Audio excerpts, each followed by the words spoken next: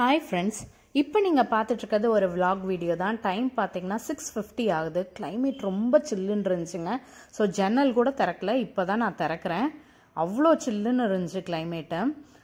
Side by side வந்து நம்ம எந்திரிச்சோடனே அரிசியை ஊற போட்டுடலாம். குழந்தைகளுக்கு மட்டும் மார்னிங் நான் செஞ்சு கொடுத்துருவேன். இன்னைக்கு லெமன் ரைஸ் தான் செய்ய போகிறேன். ஸோ அதுக்காக நான் அரிசியை ஊற போட்டுறேன்.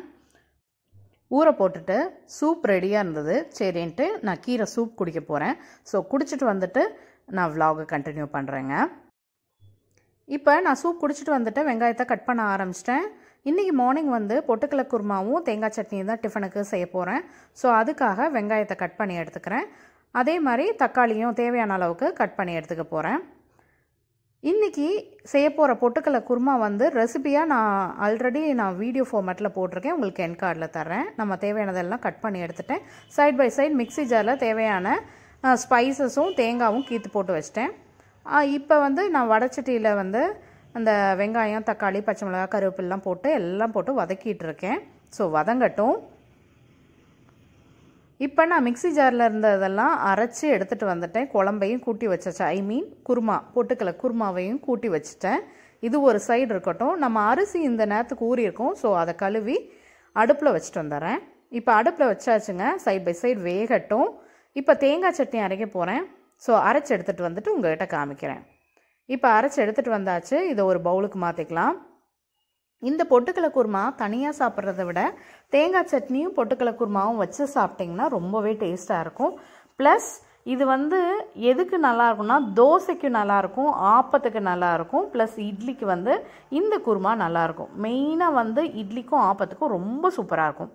இப்போ வந்து மத்தியானத்துக்கு நான் லெமன் ரைஸ்க்கு தாளித்து மட்டும் வச்சுருக்கேன். சாதம் வந்து இப்போ தான் வெயிட் அடங்கியிருக்கு. ஸோ ஆறின பிறகு சாதத்தை இதில் சேர்த்திடுவேன். சேர்த்திட்டு நம்ம கிளறி விட போகிறோம். இந்த லெமன் ரைஸ்க்கு எப்பயுமே வந்து நெடக்கல்ல தூவி செய்யுங்க, ரொம்பவே டேஸ்ட்டாக இருக்கும்.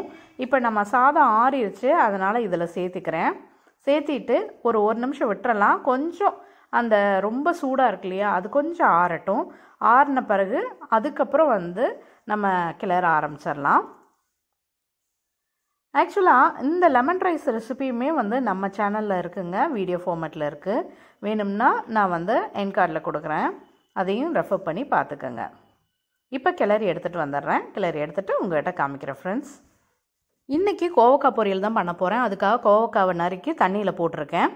இது ஒரு சைடு வந்து தண்ணியில் இருக்கட்டும். இப்போ வெங்காயம் எல்லாம் வதக்கலாம். இந்த பொரியலுக்கு தேவையான கடுகு, உளுந்து பருப்பு, வெங்காயம் எல்லாம் போட்டு தாளித்து இப்போ வதக்கிட்டு இருக்கேன். இது வதங்கட்டும். நம்மளோட பொட்டுக்கடலை குருமா வந்து ஆல்மோஸ்ட் ரெடி ஆயிடுச்சு. கடைசியாக நான் கொத்தமல்லியை தூவி இறக்கிறேங்க. இப்போ நம்ம கோவக்காவும் சேர்த்தாச்சு வெங்காயத்தோட. இதுவும் நல்லா வதங்கட்டும். இப்போ வந்து இதில் 1 டீஸ்பூன் சீரகத்தூளும் கொஞ்சம் உப்பு சேர்த்து நம்ம இதை வதக்கி எடுத்துக்கலாம். இதோட டீட்டெயில்டு வீடியோ வேணும்னா நான் என் கார்டில் கொடுக்குறேன், ரெஃபர் பண்ணி பார்த்துக்கோங்க. இப்போ நம்ம பொரியலுக்கு தேவையான தேங்காவையும் துருவி எடுத்துடுறேன். இப்போ நம்ம லெமன் சாதம் ரெடி ஆயிடுச்சு. சரின்ட்டு நான் டிஃபன் பாக்ஸுக்கு பிள்ளைகளுக்கு பேக் பண்ணிகிட்ருக்கேன். சைட் பை சைட் கோவக்காய் பொரியலும் ரெடி ஆயிடுச்சு. சரின்னு அதையும் பேக் பண்ணி வச்சிட்றேன். இப்போ டிஃபன் பாக்ஸை பேக் பண்ணி குழந்தைகள்கிட்ட கொண்டு போய் கொடுத்துட்டு வந்துடுறேன். வந்துட்டு அவங்கள தாட்டி விட்டுட்டு இந்த vlog-ஐ கண்டினியூ பண்ணுறேங்க. குழந்தைகளை தாட்டி விட்டு வந்துட்டேன். இப்போ பார்த்தீங்கன்னா நம்ம கவுண்டர் டாப்பும் நம்மளோட சிங்க்கும் நிறைஞ்சு போச்சு. நான் மார்னிங் டிஃபனுக்கு மட்டும்தான் முடிச்சிருக்கேன். ப்ளஸ் ஆஃப்டர்நூனுக்கு கொஞ்சம் லெமன் ரைஸும் வந்து கோவக்காய் பொரியலும் சேர்த்தியே செஞ்சுட்டேங்க. ஆஃப்டர்நூன் கொஞ்சம் சாதம் இதெல்லாம் வைக்கணும். இதை ஃபுல்லாக க்ளீன் பண்ணி எடுக்கணும். சைட் பை சைட் நான் சாப்பிட்டுட்டு இதை க்ளீன் பண்ணிவிட்டு உங்களுக்கு வீடியோவை வந்து கண்டினியூ பண்ணுறேங்க. இப்போ சாப்பிட்டுட்டு ஃபுல்லாக க்ளீனும் பண்ணியாச்சு, விளக்கி வச்சாச்சு. அடுப்பு ஃபுல்லாக மெஸ்ஸியாக இருந்துச்சு, அதை ஃபுல்லாக கழுவி எடுத்தாச்சுங்க. நம்மளோட கவுண்டர் டாப் அண்டு சிங்க்கோ வந்து இப்போ இப்படி தான் இருக்குது. ஃபுல்லாக நிறைஞ்சிருந்தது ஃபுல்லாமே வாஷ் பண்ணி எடுத்துட்டேன். ஸோ அவ்வளோதாங்க. இந்த vlog-ஐ இதோடு முடிச்சுக்கிறேன். நெக்ஸ்ட் வீடியோவில் பார்க்கலாங்க. பாய்.